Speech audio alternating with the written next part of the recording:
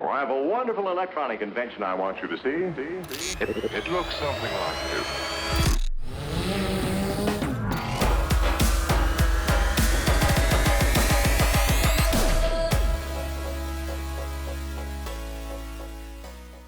Tip number 2 is propeller maintenance. Now, if you're not checking your propellers regularly before and after every flight, you're potentially leaving yourself open to a crash.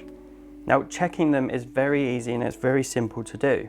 It should never be overlooked. After all, this is what keeps our drone in the air. You know, obviously a battery does as well, but that powers it, but without a propeller, we get no lift. And lift is exactly what we need in our drone. So when we check our propellers, we want to make sure that we're checking for any dings or chips or cracks, any imperfections that might be along the edge, in the back edge, just generally checking it, making sure it's in good order. So on this, we want to check the leading edge. That's all smooth, there's nothing that I'm aware of there. In the back here, we want to make sure that all of these connectors they're all solid, they're in good condition. We're not going to get this on, twist it on. If one of these is out, it's worn smooth, that potentially could pop off. We don't want that happening. So on this is the Mavic propeller. Now these fold.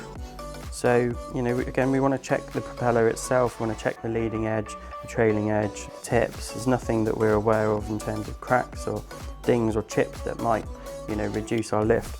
Equally, because these fold, we want to make sure that the actual mechanism in here is in good working order, that's all tight.